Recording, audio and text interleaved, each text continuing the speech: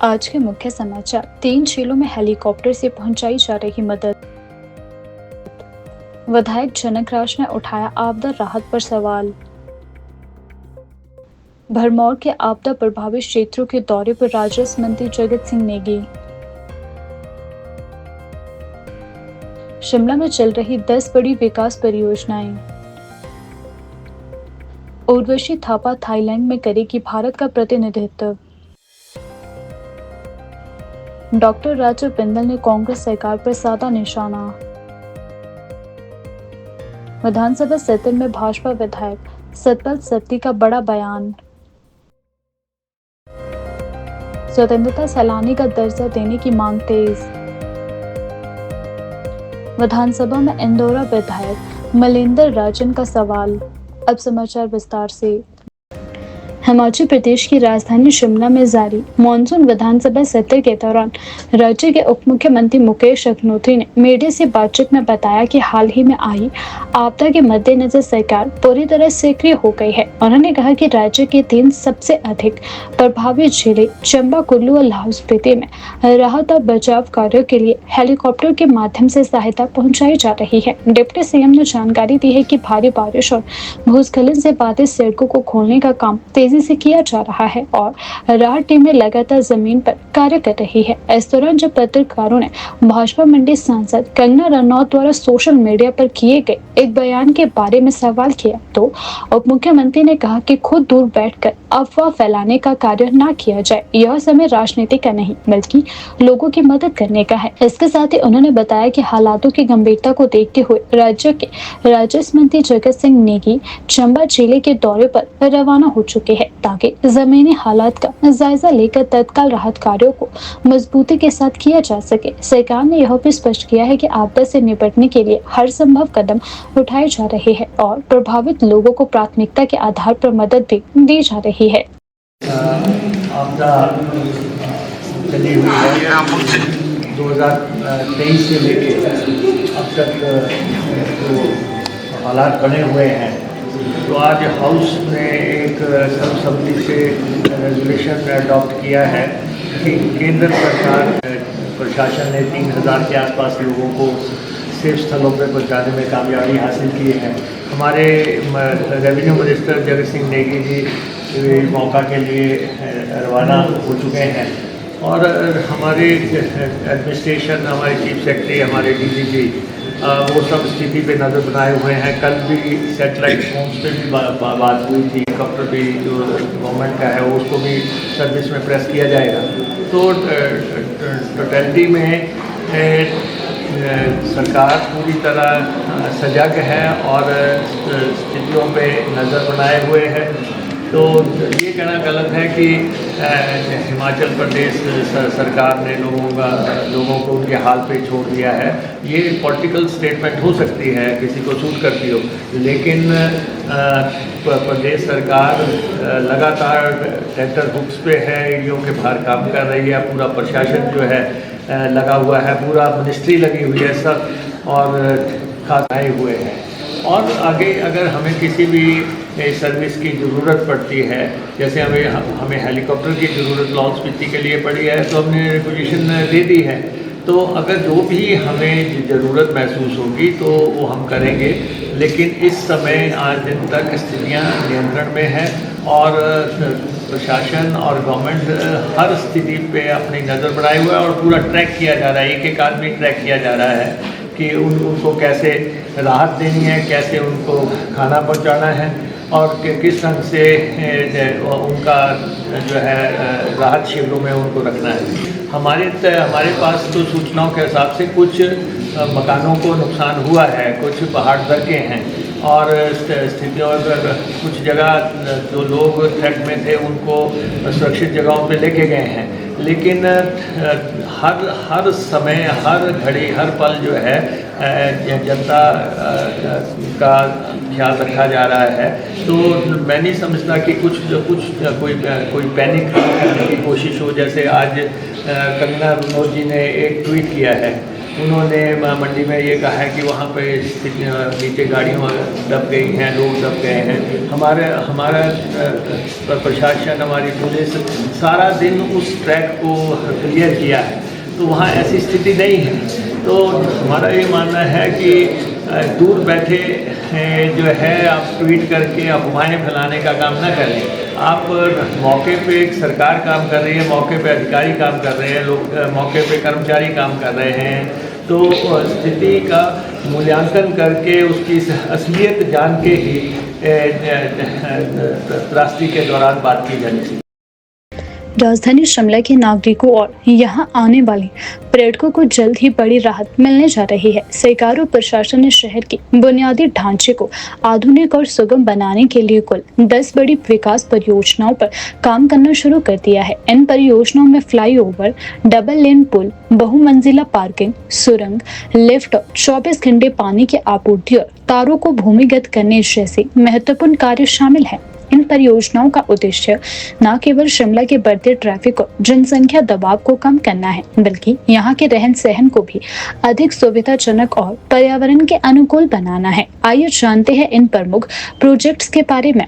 26.75 करोड़ रुपए की लागत से विधानसभा के समीप फ्लाईओवर का निर्माण कार्य किया जा रहा है। इसका 50% काम पूरा हो चुका है और मार्च 2026 तक इसका कार्य पूरा करने का लक्ष्य रखा गया है। इसके बनने से शहर के अंदरूनी हिस्सों में लगने वाले रोजमर्रा के ट्रैफिक जाम से राहत मिलेगी। वहीं 15.22 करोड़ रुपए की लागत से क्लीनी में भी फ्लाईओवर बनाया जा रहा है, जिससे पंथा घाटी और विकास नगर जैसे क्षेत्रों से शहर आने वाले हजारों लोगों को जाम से राहत मिलेगी। इसका कार्यभार साइम फाउंडेशन को सौंपा गया है। सब्जी मंडी क्षेत्र में 200 करोड़ रुपए की लागत से एक आधुनिक व्यावसायिक परिसर का निर्माण प्रस्तावित किया गया है। इसमें नगर निगम की सभी सेवाएं एक ही स्थान पर उपलब्ध होगी। साथ ही यहाँ पर एक बड़ी पार्किंग सुविधा भी विकसित की जा रही है। 1200 करोड़ रुपए की लागत से एक महत्वाकांक्षी परियोजना के तहत सतलुज नदी से पानी लिफ्ट करके शिमला तक पहुंचाया जाएगा। यह योजना अंतिम चरण में है और इसके इस साल के अंत तक पूरा होने की उम्मीद है, जिससे शिमला के 2.5 लाख आबादी को पेयजल संकट से राहत मिलेगी। आईजीएमसी पुराना बस अड्डा, एसडी कॉम्प्लेक्स और विकास नगर में 4 बहुमंजिला पार्किंग सुविधाएं तैयार की जा रही है। इनसे ट्रैफिक व्यवस्था में बड़ा सुधार होगा। लक्कड़ बाजार, मिडल बाजार और विकास नगर में लिफ्ट का निर्माण किया जा रहा है। इनमें से मिडल बाजार की लिफ्ट पूरी हो चुकी है। पहाड़ी शहर में पैदल चढ़ाई को आसान बनाने के लिए ये लिफ्ट अत्यंत सहायक साबित होगी। जाम की समस्या के स्थायी समाधान के लिए लिफ्ट के पास डबल लेन पुल का निर्माण हो रहा है। 8 करोड़ रुपए की लागत वाली यह परियोजना मार्च 2026 तक पूरी होने की उम्मीद है। शहर के 2 अहम हिस्सों को जोड़ने वाली टनल बनाने की योजना पर 5 करोड़ रुपए की लागत से सर्वेक्षण और डीपीआर तैयार की जा रही है। 145 करोड़ रुपए की परियोजना के तहत छोटा शिमला से एडवांस स्टडी तक की विद्युत और संचार तारों को भूमिगत किया जा रहा है। इससे शहर की सुंदरता बढ़ेगी और सुरक्षा भी सुनिश्चित होगी। 6800 करोड़ रुपए की लागत से परमाणु से शिमला तक 38 किलोमीटर लंबा रोपवे बनाया जा रहा है, जो देश का सबसे लंबा और दुनिया का दूसरा सबसे लंबा रोपवे होगा। इन विकास परियोजनाओं के पूरा होने से शिमला न केवल और अधिक सुगम और आधुनिक शहर बनेगा, बल्कि पर्यटन को भी नया जीवन मिलेगा। यातायात, पेयजल, पार्किंग और बुनियादी ढांचे से जुड़ी समस्याओं का समाधान मिलने से नागरिकों के जीवन में स्पष्ट सुधार आएगा। हिमाचल प्रदेश विधानसभा के मॉनसून सत्र में आज भरमौर के विधायक जनक राज ने अपने क्षेत्र में जारी आपदा की स्थिति को लेकर सरकार पर सवाल खड़े किए हैं। उन्होंने कहा कि चंबा जिले के कुछ क्षेत्रों में बिजली आपूर्ति बहाल हो गई है, लेकिन भरमौर तक बिजली पहुंचने में अभी समय लगेगा। विधानसभा सत्र के बाद मीडिया से बातचीत में जनक राज ने बताया कि मणिमहेश यात्रा के दौरान आई आपदा में फंसे श्रद्धालुओं को जल्द सुरक्षित निकाला जाएगा। उन्होंने खुद भी दोपहर बाद भरमौर जाने की बात कही। जनक राज ने उप मुख्यमंत्री मुकेश अग्निहोत्री के चंबा जिले में सरकार द्वारा दी जा रही राहत को लेकर दिए गए बयान पर आपत्ति जताते हुए कहा कि भरमौर में मौजूद 2 हेलीकॉप्टर सरकार की विशेष सहायता का हिस्सा नहीं है, बल्कि ये पहले से वहां तैनात है। उन्होंने आरोप लगाया है कि उप मुख्यमंत्री द्वारा दी गई जानकारी गलत और भ्रामक है उन्होंने यह भी कहा कि यदि मैं गलत बोल रहा हूं तो उप मुख्यमंत्री सदन में शपथ पत्र दे और स्पष्ट करे कि कौन से हेलीकॉप्टर सरकारी राहत का हिस्सा है। भरमौर के विधायक की इस मांग ने विधानसभा में राजनीतिक गर्मी बढ़ा दी है। सरकार की ओर से इस पर अभी कोई जवाब नहीं आया है, लेकिन विपक्ष ने सरकार की पारदर्शिता की मांग करते हुए आपदा राहत कार्यों की जमीनी सच्चाई सामने लाने की बात की है। भरमौर इस वक्त शेष दुनिया से कट चुका है, चाहे वो सड़क मार्ग हो, चाहे वो कम्युनिकेशन हो, और सही वस्तु स्थिति की हमें जानकारी उपलब्ध भी नहीं हो पा रही है। इसलिए हम खुद आज भरमौर निकल रहे हैं, शाम तक चंबा पहुंचेंगे। भीतर काम कर रहे, खासकर मेरे जनजातीय क्षेत्र में जितने भी हाइड्रो पावर प्रोजेक्ट हैं, हिमाचल में जितनी भी बड़ी इंडस्ट्रीज़ हैं, हिमाचल में जितने भी सीमेंट कारखाने हैं, उन सब लोगों को मैं एक हाथ जोड़कर विनती कर रहा हूं, अपील कर रहा हूं कि मेरे जनजातीय क्षेत्र में जो श्रद्धालु इस वक्त फंसे हैं, CSR के माध्यम से उनको राहत पहुंचाने में हमारी मदद करें, क्योंकि सरकार ने अपनी असमर्थता पहले ही जाहिर कर दी है कि सरकार इस विषय पर कोई गंभीर जो ठोस कदम अभी तक नहीं उठा पाई है। तो किसी भी माध्यम से, चाहे वो आप स्वास्थ्य सेवाओं के माध्यम से, राहत सामग्री के माध्यम से, रोड रिस्टोरेशन के लिए अपनी मशीनरी, जो भी योगदान मेरे चुनाव क्षेत्र भरमौर में फंसे हुए पवित्र मणिमहेश यात्रा के श्रद्धालुओं की मदद के लिए ये कर सकते हैं। एक बार पुनः मैं सभी हाइड्रो पावर प्रोजेक्ट, सीमेंट कारखाने, बद्दी रोटी वाला, जो भी सज्जन व्यक्ति इस वक्त श्रद्धालु जो हमारे फंसे हैं, करता हूँ अपील। पिछले 4 दिन हो गए हम जिला प्रशासन से हम ही नहीं बात कर पा रहे हैं, तो मैं आप लोगों के माध्यम से ये बात कहना चाहता हूँ कि जब उस क्षेत्र का चुना हुआ प्रतिनिधि ही प्रशासन से बात नहीं कर पा रहा है, तो आम जनमानस, तो आप सोचिए उनके साथ क्या हो रहा होगा। मुझे बहुत दुख हो रहा है। कहा जाता है, पर्यटकों को बार बार बुलाने की बात यहाँ कही जाती है। इस वक्त हज़ारों की तादाद में जो बाहरी राज्यों से लोग मेरे चुनाव क्षेत्र में हैं, उनकी सुध लेने वाला कोई नहीं है। पीने के पानी की समस्या हो रही है, खाने की समस्या हो रही है। कल रात के कुछ वीडियोज़ हमारे पास आए जिसमें पीने के पानी के लिए लोग संघर्ष कर रहे हैं। तो हमें मतलब बहुत दयनीय स्थिति में हमें छोड़ दिया गया है, और जो रोड टूटा है मुझे लगता है कि काफ़ी समय लगने वाला है। इसलिए आपके माध्यम से मैं आग्रह करता हूं सरकार से तुरंत एक्शन लेते हुए सेना की मदद, NDRF की मदद और हेलीकॉप्टर सेवा के माध्यम से राहत सामग्री और भोजन सामग्री पहुंचाने में मदद करें। ये सरासर झूठ है। ये हेलीकॉप्टर जो भरमौर में इस वक्त 3 है स्टेशन है, वो एंगेज किए गए थे, परंतु सरकार की ओर से स्थानीय लोगों को और श्रद्धालुओं को राहत पहुंचाने के लिए कोई भी हेलीकॉप्टर अभी तक वहाँ उपलब्ध नहीं है। हम भी निकल रहे हैं और हमने आग्रह किया सरकार से, क्योंकि चंबा तक तो सड़क मार्ग से पहुंचा जा सकता है, और चंबा से भरमौर वस्तु स्थिति को जानने के लिए सरकार और हम वहाँ के चुने हुए प्रतिनिधि हैं, हमें सरकार हेलीकॉप्टर के माध्यम से वहाँ पर पहुँचाए। और मुझे ये ऐसी सूचना है कि सरकार ने हमारे आग्रह को स्वीकार किया है, इसलिए हम वहाँ पर चंबा पहुँचकर कल भरमौर हवाई माध्यम से वहाँ पहुँचकर सही वस्तु स्थिति का जायजा लेकर और वहाँ पर जो भी सैटेलाइट फ़ोन के माध्यम से सारी वस्तु स्थिति से सब लोगों को अवगत कर। हिमाचल प्रदेश के राजस्व मंत्री जगत सिंह नेगी बीते कल विधानसभा की कार्यवाही के दौरान ही चंबा और भरमौर के आपदा प्रभावित क्षेत्रों का जायजा लेने और राहत पुनर्वास कार्यों को गति देने के लिए रवाना हुए। रात उन्होंने नूरपुर में विश्राम किया, लेकिन अगली सुबह जब उनका काफिला नूरपुर पठानकोट हाईवे से चंबा के लिए निकला तो केरो नामक स्थान पर भूस्खलन के कारण सड़क मध्य रात्रि से अवरुद्ध पाई गई। इस मार्ग पर सैकड़ों यात्री फंसे हुए थे। मंत्री जगत सिंह नेगी ने स्थिति को देखते हुए स्थानीय प्रशासन और संबंधित विभागों को तत्काल सड़क बहाली के निर्देश दिए। उन्होंने स्वयं मौके पर रुककर अधिकारियों के साथ सड़क बहाली कार्य का निरीक्षण किया और मार्ग खुलवाने के बाद ही आगे का सफर तय किया। चंबा पहुंचने से पहले राजस्व मंत्री ने बनीखेत विश्राम गृह में विभिन्न विभागों और जिला प्रशासन के उच्च अधिकारियों के साथ बैठक कर आपदा की स्थिति की समीक्षा की।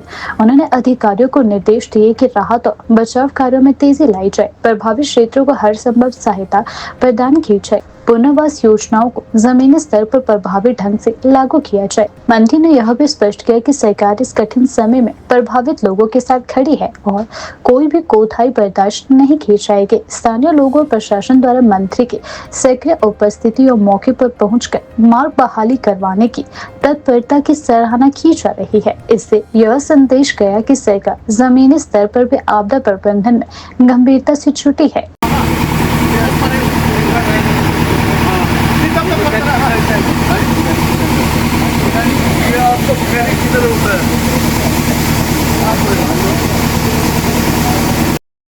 हिमाचल प्रदेश के कांगड़ा जिले की धर्मशाला निवासी उर्वशी थापा एक बार फिर अंतर्राष्ट्रीय मंच पर भारत का प्रतिनिधित्व करने जा रही है। वह 7 से 14 सितंबर तक थाईलैंड में आयोजित होने वाली अंतर्राष्ट्रीय मास्टर वेटरन बैडमिंटन प्रतियोगिता में भारतीय टीम का हिस्सा होगी। उर्वशी थापा हिमाचल प्रदेश में इकलौती महिला खिलाड़ी है जिन्हें इस प्रतिष्ठित प्रतियोगिता के लिए चुना गया है। उनका चयन गोवा में 16 से 23 मार्च तक आयोजित राष्ट्रीय वेटरन बैडमिंटन प्रतियोगिता में उनके शानदार प्रदर्शन के आधार पर उन्हें चुना गया है।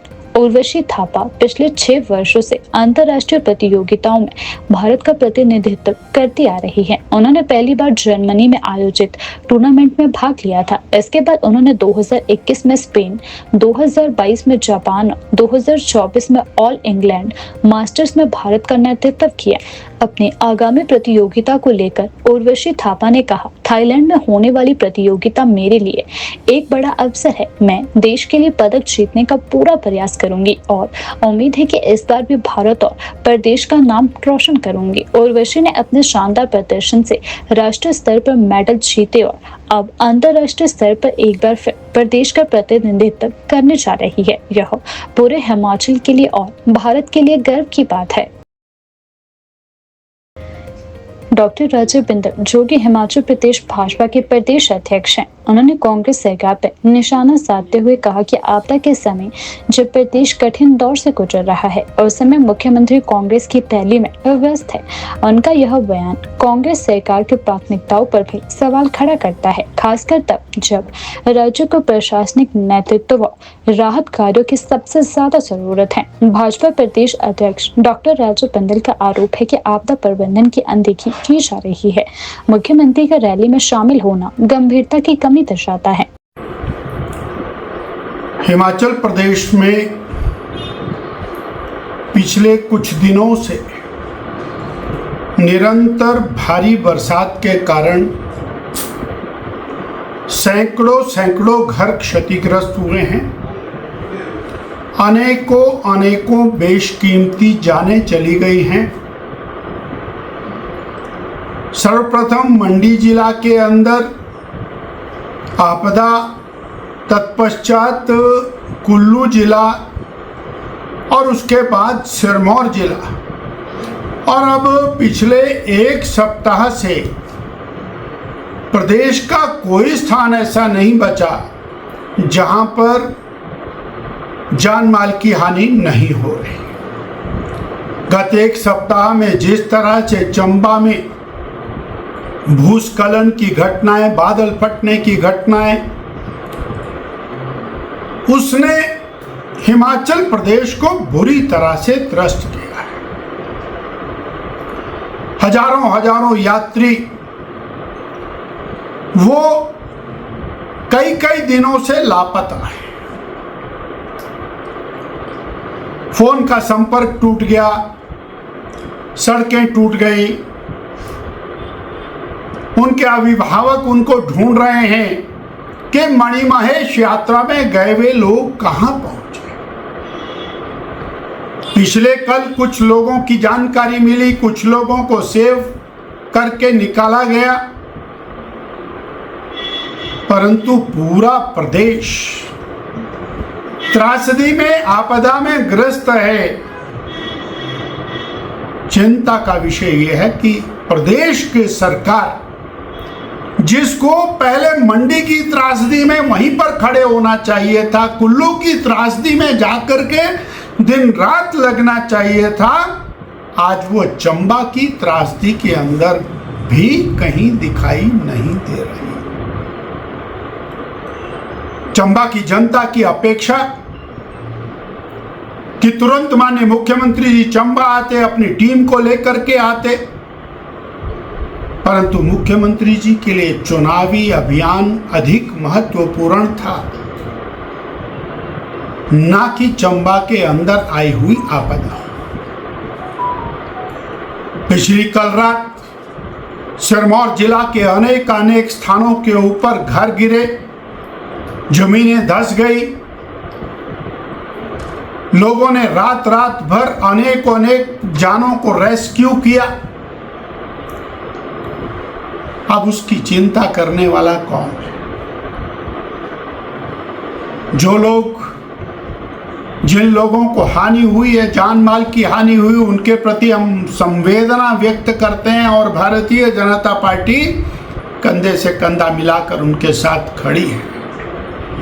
आज हमारे चंबा के लोग जिस प्रकार की भी जानकारी हमको देंगे, किस प्रकार की राहत सामग्री और किस प्रकार की मदद की जरूरत है, भारतीय जनता पार्टी उनके साथ खड़ी होने वाली है। शेष प्रांत के अंदर भी हमारा आह्वान है, हमारा आग्रह है, भारतीय जनता पार्टी का कार्यकर्ता आगे बढ़कर लोगों की सहायता करे और उनके साथ खड़ा हो। विधानसभा सत्र के दौरान भाजपा विधायक सतपाल सत्ती ने सरकार पर निशाना साधते हुए कहा कि एक्सटेंशन और री एम्प्लॉयमेंट के मामलों में सरकार का पिक एंड चूज रवैया न्याय संगत नहीं है। उन्होंने कहा कि जब एक ओर प्रदेश के युवा नौकरियों के लिए भटक रहे हैं और हताशा में जी रहे हैं, वहीं दूसरी ओर कुछ अधिकारियों और कर्मचारियों को मन मर्जी से सेवा विस्तार दिया जा रहा है, जो युवा विरोधी सोच को दर्शाता है। उन्होंने हिमदर्शन से बातचीत में बताया कि सरकार को चाहिए कि वह ऐसे मामलों में पारदर्शिता और समानता बनाए रखे। उन्होंने कहा कि जिन्हें नौकरी की सख्त जरूरत है वे दर की ठोकरें खा रहे हैं और जिनके पास पहले से नौकरी है उन्हें ही और समय देकर फिर से नियुक्त किया जा रहा है। सती ने चंबा और भरमौर जैसे आपदा प्रभावित जिलों की स्थिति पर भी चिंता व्यक्त की। उन्होंने कहा कि इन क्षेत्रों में हेलीकॉप्टर सेवा की मांग की गई है ताकि मणि महेश यात्रा के दौरान फंसे श्रद्धालुओं की सुरक्षित निकासी की जा सके। उन्होंने यह भी बताया कि वहां के स्थानीय लोग बड़ी संख्या में श्रद्धालुओं की मदद के लिए आगे आए हैं और कई श्रद्धालुओं को स्थानीय निवासियों ने अपने घर में आश्रय भी दिया है। बहुत ही ज्वलंत मुद्दा जो अलग अलग कर्मचारी यूनियन ने हमारे ध्यान में लाया।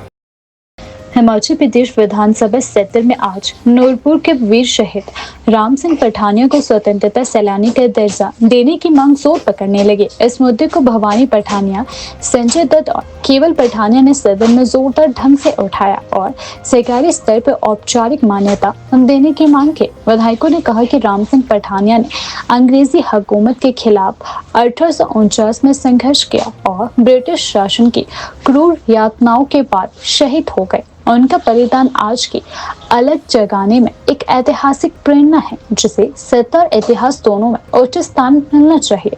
सदन में इस विषय पर चर्चा के दौरान उप मुख्यमंत्री मुकेश अग्निहोत्री ने इस मांग का समर्थन करते हुए कहा कि यह विषय अत्यंत गंभीर और ऐतिहासिक महत्व का है। सदन में इस पर संकल्प लाया जाना चाहिए और प्रस्ताव पारित कर केंद्र सरकार को भेजा जाना चाहिए। आज शून्यकाल में सवेरे जब मैंने ये प्रस्ताव जो है विधानसभा में उसमें रखा, श्री राम सिंह पठानिया जिनका जन्म जो है 10 अप्रैल 1824 को नूरपुर में हुआ और उनके पिताजी का नाम स्वर्गीय श्याम सिंह पठानिया था, जो कि वो थे वहाँ के वजीर थे। लंबे समय से मैं आपको बताऊं कि जो उनके साथ जितने भी संघर्ष, उससे वो पहले हिमाचली थे क्योंकि उस वक्त हम पंजाब में थे, जिन्होंने 1845 और 47 और 50 के बीच में जो ईस्ट इंडिया कंपनी थी उनके खिलाफ जो है उन्होंने लड़ाई लड़ी, लेकिन उनका नाम जो है जो उन्होंने विदर्भ के गांव पे रखे थे उनको उन्होंने छुड़ाया था। सिखों के साथ उन्होंने गठबंधन करके जो है ब्रिटिश को भगाने की उन्होंने कोशिश की। 3 युद्ध उन्होंने लड़े। भमौर का युद्ध जिसमें राम सिंह की सेनापतियों ने ब्रिटिश गढ़ के हमला किया और कई सैनिकों को मार डाला। उन्होंने लाहौर जेल में रखा और उसके बाद रंगून में उनको भेज दिया और वहाँ उनकी बड़ी भारी यातनाएं की, जिससे के कारण उनका 11 नवंबर 1849 में उनकी मृत्यु हो गई। और वर्तमान सरकारों ने जहाँ नूरपुर जुगान का नाम उनके नाम पर रखा है और उनकी प्रतिमा भी वहाँ स्थापित की है। हमने फ्रीडम डिक्लेयर करने की, मैंने और भवानी सिंह पठानिया जी ने आज शून्यकाल में हम लाए थे। इतना बड़ा योगदान और उप मुख्यमंत्री और आदरणीय स्पीकर साहब ने भी जो जिस तरीके से कहा कि हम हिमाचल प्रदेश की सरकार जो है इसकी कॉग्निजेंस लेगी और उस लिस्ट में इनको शामिल करेंगे। तो ये मामला जो है शून्यकाल के दौरान हमने उठाया था। हिमाचल प्रदेश विधानसभा के शून्यकाल के दौरान कांग्रेस के इंदौरा विधायक मलिंदर राजन अपने विधानसभा क्षेत्र में हाल ही में आई आपदा को लेकर गंभीर चिंता व्यक्त की। उन्होंने सरकार से आग्रह किया कि क्षेत्र में टूटे हुए पुलों और सड़कों की तत्काल मरम्मत व बहाली सुनिश्चित की जाए ताकि जनजीवन सामान्य हो सके। विधायक ने बताया कि हालिया बारिश, बाढ़ और भूस्खलन के चलते इंदौरा क्षेत्र में कई सड़कें टूट चुकी है और कई पुल क्षतिग्रस्त हुए हैं, जिससे स्थानीय लोगों का आवागमन ठप हो चुका है। उन्होंने सदन में राहत कार्यों में तेजी लाने और प्रभावित लोगों तक सहायता पहुंचाने की मांग रखी है। उन्होंने कहा कि इंदौरा क्षेत्र के कई गांव अब भी राहत और सहायता से वंचित है। सरकार को चाहिए कि वह प्राथमिकता के आधार पर सड़क और पुलों की बहाली का कार्य शुरू करे। आज जीरो ओवर में बड़ा एक महत्वपूर्ण सेशन जो है, वैसे तो ये पूरे प्रदेश के संदर्भ में था, लेकिन हमारे इंदौरा विधानसभा क्षेत्र में हर साल की तरह इस बार भी जो है बहुत भारी नुकसान जो है वहाँ पर क्षेत्रवासियों का हो रहा है। और सबसे बड़ी बात इस बार जो हुई, एक तो पौंग डैम का पानी जो है हर साल छोड़ा जाता था, इस बार जो है भारी जो है इनको पौंग डैम में दर्ज किया गया और जो उससे जो एक्सेस वाटर जो छोड़ते हैं, जिससे हमारे इंदौरा विधानसभा क्षेत्र की विधानसभा शनि और रविवार को ऑफ थी और एक महिला लगभग 1.5 घंटा जो है वो पंखे के साथ जो है वो लगती रही और उसने जो है अपनी जान जो है पंखे से लटक के बचाई, क्योंकि घर में इतना पानी जो है एकदम से आ गया और पूरा का पूरा उस वक्त जो है काफ़ी जो है मैं समझता हूँ कि हमारे वहाँ पर उस क्षेत्र से काफ़ी नुकसान हुआ। इसके साथ साथ जो हमारा इंडस्ट्री एरिया मलोट का था और आपने देखा होगा कि पेप्सी का यूनिट अभी हाल ही में वहाँ पर जो है स्थापित हुआ है, पूरी की पूरी पेप्सी जो है पानी के अंदर डूब गई, क्योंकि मलोट के साथ जो एक शौच खट जो जा रही थी उसका जो चैनलाइजेशन का कार्य हुआ था वहाँ पर भी एक घुसी हुई और पूरा का पूरा जो मलोट इंडस्ट्री एरिया था वो भी जो है पूरा का पूरा जलमग्न हो गया। इसके साथ साथ काफ़ी ज़्यादा, चाहे मैं अपने गंगत क्षेत्र में जो हमारी पंचायतें हैं वहाँ की बात करूँ, मलाड़ी क्षेत्र की बात करूँ, इसके साथ साथ लोधवा की बात करूँ, काफ़ी क्षेत्र जो है हमारा जो है इस बाढ़ से जो है भारी बाढ़ से जो है प्रभावित हुआ।